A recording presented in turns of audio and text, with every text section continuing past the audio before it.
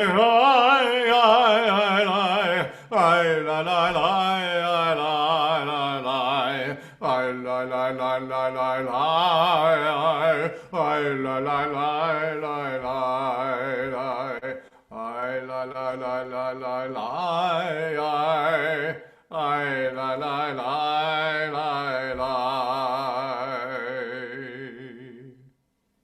Shalom.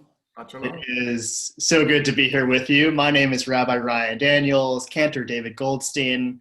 It's an honor to pray, to study, to join you on this Shabbat. We will direct you both to the comment section of this Facebook post or to our website, nsci.org/bettertogether, for you to access our prayer packet, the packet of text and prayer from which we'll pray this morning, and we'll have a chance to study together soon.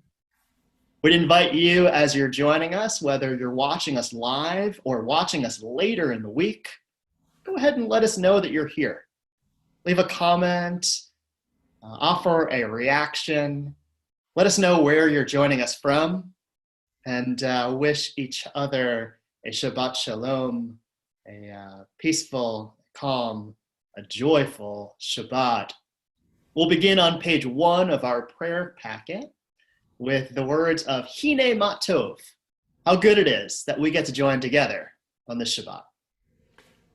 הנה מה טוב ומה נעים, שבת אחים גם יחד. הנה מה טוב ומה נעים, שבת אחים גם יחד. הנה מה טוב, הנה מה טוב. יא לה לה לה לה לה לה לה לה לה. הנה מה טוב, הנה מה טוב. יא לה לה לה לה לה לה לה לה לה. הנה מה טוב ומה נעים. יא לה לה לה לה לה לה לה. הנה מה טוב ומה נעים. שבת אחים גם יחד. הנה מה טוב ומה נעים. שבת אחים גם יחד. הנה מה טוב ומה נעים. שבת אחים גם יחד. Join us in the English, the interpretive reading of Ahava Rabbah, page 1. Matter is never destroyed, only transformed. So too can the soul evolve higher and higher, from instinct to inspiration, haughtiness to holiness, selfishness to service, from individualism to union, to join with the soul of souls, the infinite one. As the soul is magnified and sanctified, so is the infinite one exalted. Love your neighbor as yourself, you said. And light-blinded, we saw that inner and outer worlds are one as you are one. You spoke and we wrote. We reached for you down the centuries, your light moving before us as we climbed, fell back, and climbed again. Your Sinai of life. Baruch Ata Adonai, Habocher be'amo Yisrael, be'ahava. Shema Yisrael, Adonai Eloheinu, Adonai Echad. Baruch Shem Kevod Malchuto Le'olam Va'ed. Ve'ahavata et Adonai Elohecha bechol levavecha v'chol nafshecha ובכל מאודיך, והיו הדברים האלה אשר אנוכי מצווך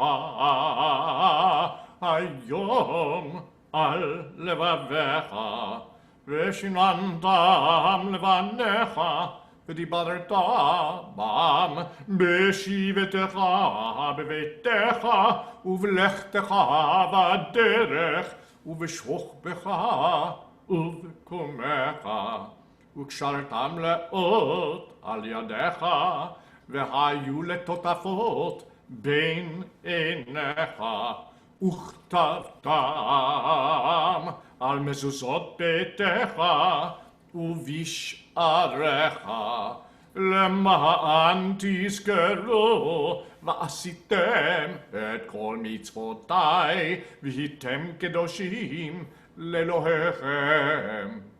אני אדוני אלוהיכם אשר הוצאתי אתכם מארץ מצרים להיות לכם לאלוהים. אני אדוני אלוהיכם אמת. Let's join together in our prayer for Thanksgiving, the English reading at the very top of page 3. On this holy Shabbat, may we draw nearer to life, to peace, and to joy. May we find true rest, holiness in our deeds, worth in our study of Torah. Let us feed on the love of goodness. Let us drink from the love of goodness. Restrain our thirst for excess and cleanse our hearts to serve life well. On this holy Shabbat, may we draw nearer in life, in peace, and in joy. Baruch atah Adonai, hatov shimcha, u'lecha na'eh lehodot. A few moments now for our own personal, quiet reflection and meditation.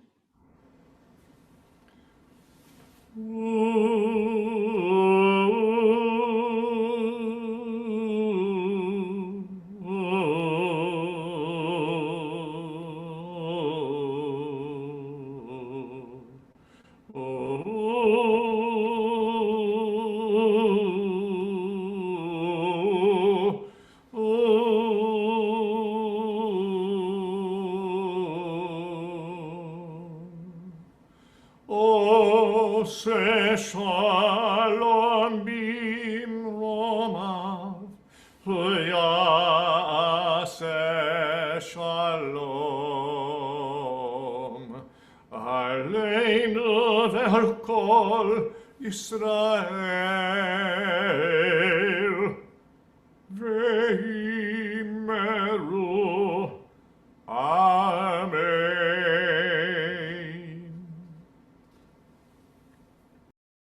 Amen.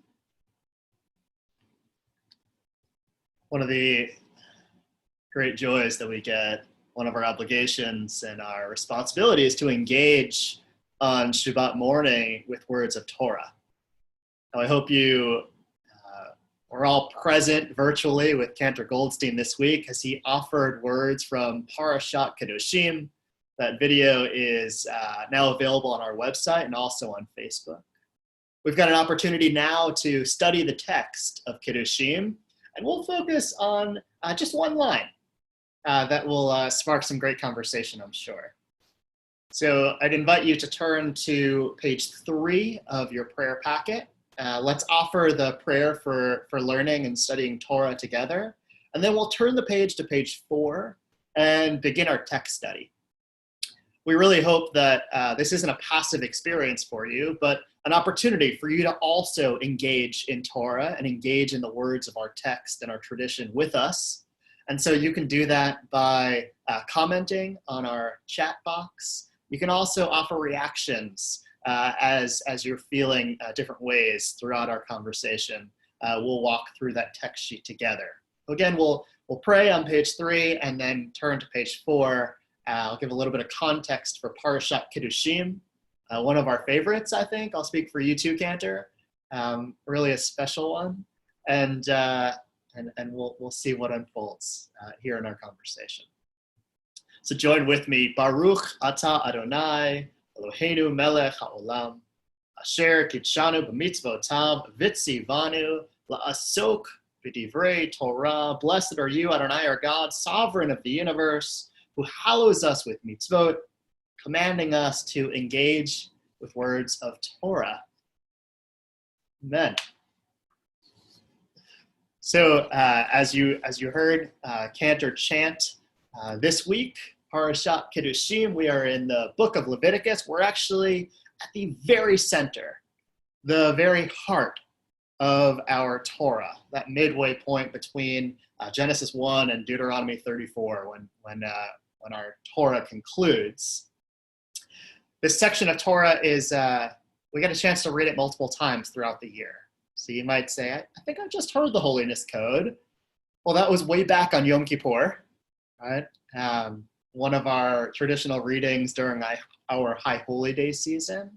And we'll have it here in our regular reading of our Torah in our cycle. This section called the Holiness Code. Seemingly a disparate set of laws, criminal, civil, even religious laws, are laid out in special fashion.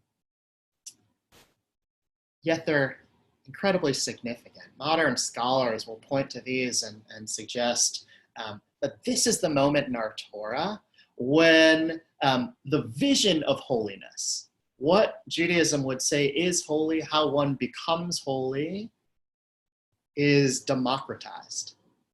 This is a moment where we are reminded that holiness is not only the realm of the high priests and the religious and spiritual leaders, but holiness is actually accessible to each one of us.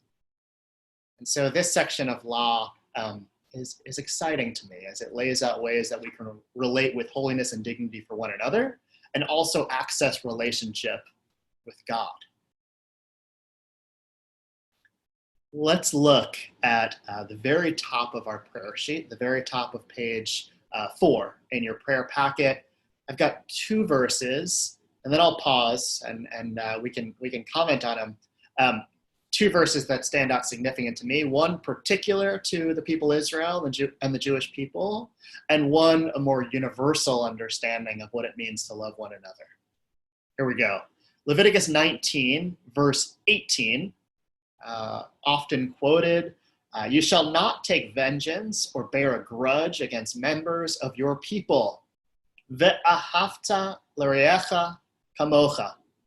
Love your fellow as yourself. I am Adonai, I am God. And just a couple verses later, in verse 34, that understanding and that commandment is expanded to the entire people, to a universal command. In Leviticus 19:34, we read, the strangers who reside with you shall be to you as citizens. Ve'ahavta, the same word, lo, kamocha. You shall love each one as yourself. For you were strangers in the land of Egypt. I, Adonai, am your God. I know, Cantor, this is a significant theme, right? You often, in your sermon, in your teaching, in your lifting up of prayers in our liturgy, lift the theme of love, which is abundant, which is runs throughout tradition. Here is a beautiful use of that ahava, that Hebrew word love. Well, and absolutely, and the other piece, of course, that is so important about these 2 verses that you highlight here is this notion that just in case you might think that loving one's neighbor only extends to those in your close circle, maybe those of your people or those of your tight-knit community. No, this is for everyone. And often we look at this verse more narrowly, and we shouldn't. And the attachment of I am Adonai at the end really gives you a sense of just how broad this should be, because I am Adonai is this, it gives you the sense that it's about the wholeness of each person, not just any particular part, because God is omniscient. God sees all. God knows all. And so we can't be narrow-minded in the way we look at ourselves or look at the other. Right. That is one of the reasons that we are offered for why we need to demonstrate love for one another, whether that be someone in our group or someone outside, depending on which verse you're looking at. It's because God is a loving God. We just read in Ava Rabbah just a few moments ago that you demonstrate love for us. And of course, the way that we can enter relationship with God and the way that we can respond to God's love is in engaging with our commandments and engaging with the mitzvot, one of which, or an important theme that we get is right here, this idea that we need to treat each other with that dignity and with that love, just as God treats us with love as well. And two, you talked about the democratization of the community, which is so important. But so what differentiates then the priests and the holy nation?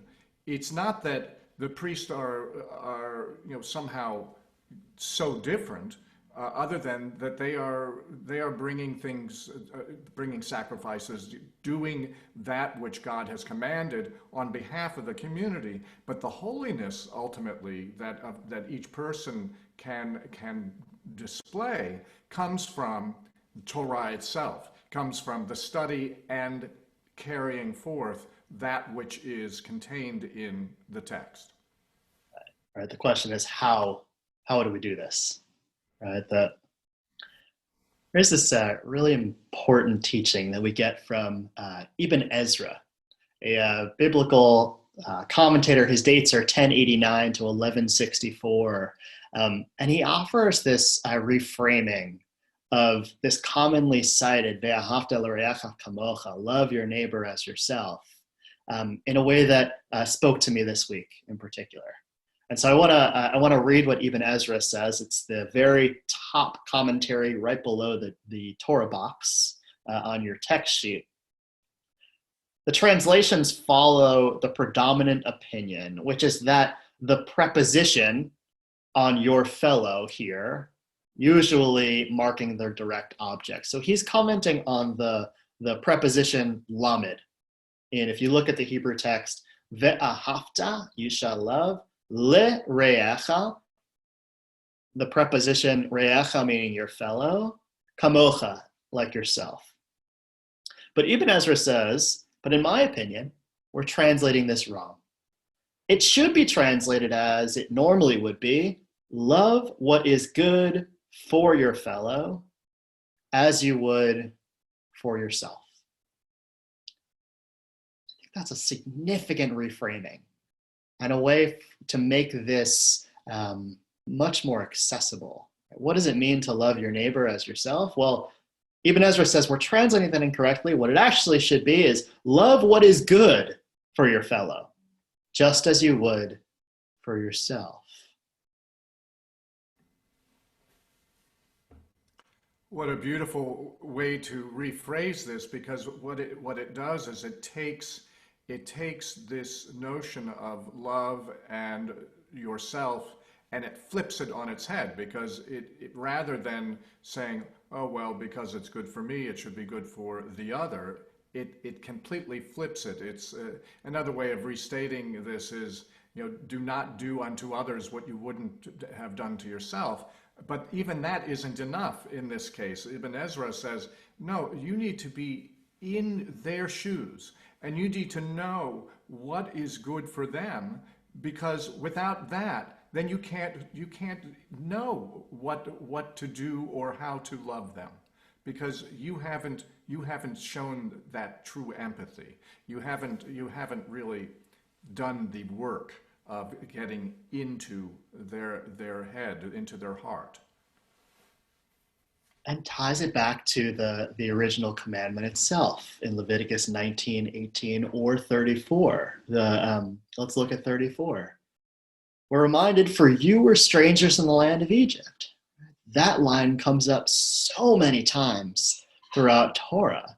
And as a reminder that the reason you can demonstrate empathy for another is because, remember, You were a slave. You were a foreigner in a foreign land. You were in a place of constriction, a place where you needed support, and a place where you needed help, and a place where, thank God, for a number of reasons, you were able to journey out of that narrow place to a promised land. Remember what that's like and use that in order to treat your fellow with the same good that you would want to be treated. I think that's incredible.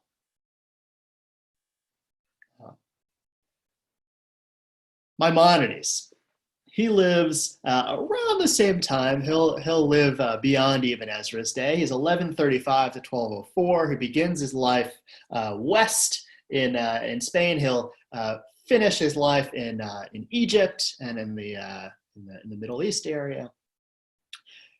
Maimonides comments that this is hard.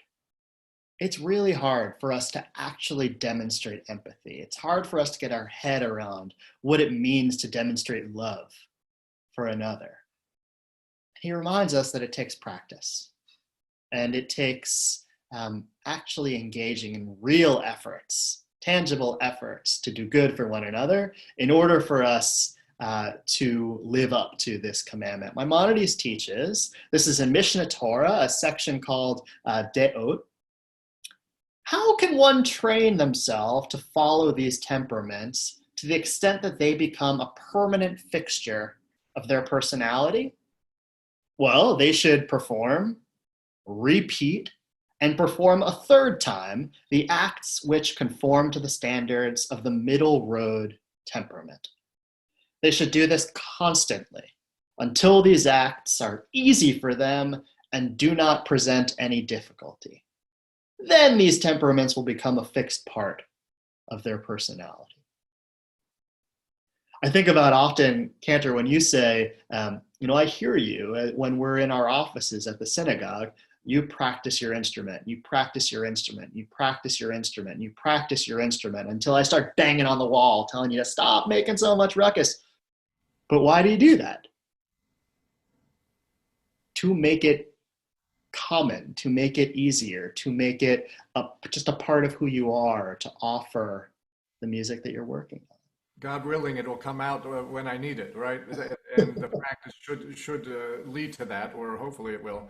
But in addition to that, the entirety of Musar and identifying the midot, all these characteristics that make up the entirety of our being, and training ourselves to be good at and measure the way we act in relation to each of these temperaments, and whether it's being charitable or whether it's being kind, whichever one it happens to be that you're working on. And it seems to me that this is so directly related to that, because it's and I think what it also alludes to, which we might or might not get to, is this notion that Rabbi Geffen has been saying quite a bit lately. This notion that when you're thinking about yourself, sometimes you don't want to look at the stuff that you don't like. You want to sort of focus on the good stuff, and what we see here is that no, in fact, you need to look at the entirety of yourself, and you need to learn how to then love the entirety of yourself, so that when you're looking at the other, you can forgive the aspects of the other that might be offensive or might be difficult for you to engage with, because just like you, they are flawed. They have the inability to be perfect. Well, who in this world has that ability? And because we can recognize it in ourselves and learn how to love ourselves, therefore we should be able to recognize it in the other and learn to love them too. Right, which is hard, because to do that is to admit that I am flawed, that I am not perfect, that I'm not just practicing becoming a better person for the sake of practicing, but it's genuine, it's sincere, it's pure interest in growing. Yeah, our children make sure that we always know that we're flawed. It's a beautiful thing. That's great. It's yes, yeah. We all need people in our lives to check ourselves. No possibility that we feel we're perfect. That's great. That's great. And this is hard. Right? Maimonides acknowledges that this is hard. And I bring in this text from Rabbi Shai Held. I've been reading a lot of Rabbi Held's work, partly on Rabbi Geffen's recommendation, but also I'm receiving the emails and have opportunity to engage with his teaching. He's a modern thinker. He continues to teach now in many virtual spaces. And this is from an article that he writes called Loving Our Neighbor, A Call to Emotion and Action. And one of the questions that Rabbi Held lifts up is, how can someone command me to feel an emotion? Right? How can someone command me to love? Who are you to tell me what to feel at any given moment? So here's his response. While emotions cannot be simply and directly controlled, they can be cultivated and inculcated. And because of that, they can be commanded. I'm not sure precisely what kind of love the Torah wants me to have for my neighbor. Obviously, I cannot love everyone I know in the same way as I love my spouse or I love my children, nor should I want to. But it does seem clear that the Torah wants me both to be useful to my neighbor and also to learn to care about them. For me, that's really opens up what it could mean to love another. And I love the phrase, he's riffing on an earlier biblical scholar who talks about l'recha kamocha, is to actually be useful for one another, to help another, to do things that will make their lives better as well. And in that sense, we certainly can be commanded to do that. I think it's a beautiful way of putting it. I think, though, that for me, this notion, bringing it back to what Kiddushim ultimately is about, which is this notion that we as the people are supposed to do our best to imitate God, and I know that I say this a lot, but the further we get from Yom Kippur, the more we get reminded in the text that we have these possibilities for return, for coming back into the graces of God because of God's love for us, and it's that love that we're supposed to do our best to emulate. And yes, it's hard, and yes, we don't always succeed, but we have the example, the prime example, and that is God, and to whom we ask for forgiveness, but we also learn that there is this possibility. So even though we fall short, we know that it is possible, and we keep after it. So it's a beautiful part of our tradition, I think. And I think particularly now, here today, at a time where so often the narrative, as we become more and more afraid, as we turn more and more inward, it's so easy to fall into that victim narrative. What our tradition reminds us is that we do have agency. There are things within our control that we can actually do to reach out and help another. There are ways that we can actively live in the ways of God. We have power in this. And Rabbi Lord Jonathan Sachs, who you and I both follow closely, he offered an interview to BBC Newsnight. This was in the middle of March.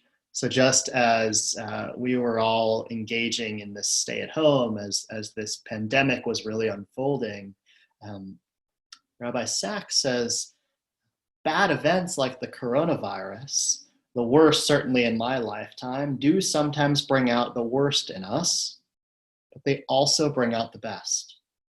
Right now in communities across the country, he's speaking of his own country in England, there are groups of people circulating elderly and vulnerable people saying, can I help? Supermarkets are gearing up to provide basic supplies. Young people are preparing to deliver medicines to people in need. I don't know when we have been more embraced, every one of us, in a vital and personal way with this huge circle of humanity. A moment like this, we, at our best, remember the inextricably connected nature of our existences. What Rabbi Sachs talks about, the big we of humanity, this covenant that we've all entered as people of the world. And here, never before have we stepped up in such a way, is what Sachs observes. And like these other commentators, this is very difficult, particularly when we are feeling vulnerable, particularly when we are becoming more self-absorbed, more self-focused, for us to then practice the other, practice gimilut chasadim, acts of charity. And it's precisely in repeating those acts that we can then bring balance back into our lives. So, it's all sort of very tied to everything that you've already laid out. I mean, it's really, it's a prescription for us. It's quite good. Right, and none of this is a given, right? We're born with this spark of divine love and this divine nature and this connectedness. But our tradition reminds us that it's a practice. And there are times that we're doing this really well, and there are times that we really need to step up a bit. But it's a practice, and it requires something of us. And we have that power to engage in those acts of gimilut chasadim. And as Maimonides talks about, in doing it repeatedly over and over and over, I love that he says, Maimonides again, he says they should perform, repeat, and perform a third time. Right? Try again in order to better ourselves in this skill of love. There's always a chance. There's always a chance for us to get it right, to improve, and to meet the moment with something that that reflects godliness. And what a beautiful message that is for us today, particularly. Thank you. Thank you so much, Cantor Goldson. I always have fun learning Torah with you. And we want to thank all of you who are joining us either live or joining us later in the week for our Torah study. We'd like to hear from you. Please go ahead and offer comments, offer your reactions on our Facebook post. Go ahead and send us emails afterwards. We'd love to continue this conversation with you. You can call us and email us throughout the week.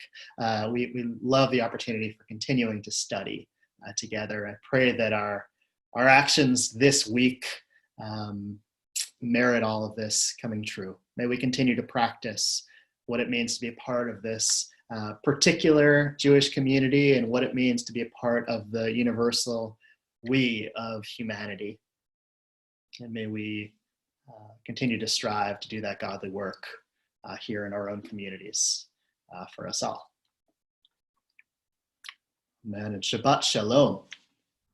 Shabbat Shalom. Shabbat Shalom. We'll turn, as we do, the conclusion of our worship experiences to memory. To the memory of our loved ones who have died recently, and the memory of our loved ones who have died this season and years past. As a synagogue family, we remember those who have died in these past 30 days. Rebecca Edelman, Marjorie S. Barron, Gordon Cohen, Dr. Alan Don, Dr. Lawrence Gotkin, Betty J. Betts Hanmacher, Jerome Harris, Alan Horowitz, Thomas Miller, Merle Rose, Rosalind Claire Harteveld Stern, Bernice Lillian Bunny Wallace, Mary Jane Wersch, Susan Zucro. We remember our friends and family who have died at this season in years past, whose yahrzeit, the anniversary of their death, is this Shabbat. Sylvia Aronson, Frida Ars, David L. Axelrod, Mildred Boebert, David Bayless, Beatrice Bender, Charles Bergen, Jay Berkson, Lois Beskin, Dr. Benjamin Plattberg, Ronald Boker, Frida Brotman, Teresa DeLotte Caro, Harry G. Cohen, Philip Coleman, Judith Dorfman, Eve Eisenstein, David Feeder, Fanny Gerber, Dr. David Goldberg, Edward Goldstein, Sadie B. Goodman, Marlis Gould, Peter Grossman, Sano Halo, Lawrence Heimlich, Alberta Holdman, Paul Horowitz, Samuel C. Horowitz, Theodore Maxwell Hurwitz, Harriet Hurwitz, Erwin Jaffe, Robert P. Kahn, Jenny Kales, Sheldon Karen, Harriet Catch, Ann G. Katz, Catherine K. King Fassman, Jeffrey Clyfield, David Kopp, Beatrice Kramer, Edward L. Cromer, Ellen Cushion, Marcia Leonard, Lucille Levin, Mabel K. Levy, Maurice L. Lewis, Leo A. Littman, Robert Malkin, Ethel Marcus, Loserman Mayer, Ronald S. Miller, Bernice Nadolna, Quan Nguyen, Jacob Price, Ruth Price, Bernard A. Rice, Raleigh Lois Rigler, Mary Ringstrom, Della Rosenstein, William P. Rosenthal, Roy W. Shire, Jack Schwartz, Sidney Sheridan, Lawrence A. Sherman, Melba Sherwin, Sidel Steamer, Harry Schulman, Samuel Schumann, Ida Small, Judy Smith, Herman D. Spack, Dorothy E. Sperling, Rhoda Turek, Joseph H. Weil, and Jean Weiner. If you are remembering loved ones whose name you did not hear on our Kaddish list this morning, I'd invite you to share their names with us in our chat box so that we can remember with you. For all of those names we read aloud, for all of those names we type in our chat, for all those names we hold in our heart, we honor their memories with words of Mourner's Kaddish. Join me on page 5. Yitgadal v'yitkadash shemei Rabbah, be'alma divara chirute v'yamlich malchute, b'chayechon v'yomechon, chayed chol beit Yisrael, ba'agala uvizman kariv v'imru, amen. Yehi shmei Rabbah mevorach le'olam u'lalmei almaya, Yitbarach v'yishtabach v'yitpa'ar v'yitramam v'yitnaseh v'yitadar v'yitalev v'yitalal shmei tekudsha b'richu Ela min kol birchata v'shirata tushbechata v'nechemata da'amiran be'alma v'imru, amen. Yehi shlama rabba min shemaya Chayim aleinu ve'al kol Yisrael, ve'imru, amen. Oseh shalom bimromav, hu ya'aseh shalom, aleinu ve'al kol Yisrael, ve'imru, amen. Zichronam livracha, may all of their memories be for an abiding blessing. Oseh shalom bimromav, Oseh shalom aleinu, ve'al kol Yisrael, ve'imru, imru, amen. Yaseh shalom, Yaseh shalom, shalom aleinu ve'al kol Yisrael. Yaseh shalom, Yaseh shalom, shalom aleinu ve'al kol Yisrael. Yaseh shalom, Yaseh shalom, shalom aleinu ve'al kol Yisrael. Yaseh shalom, Yaseh shalom, Shalom aleinu ve'al kol Yisrael. Yaseh shalom, Yaseh shalom. Shalom aleinu ve'al kol Yisrael.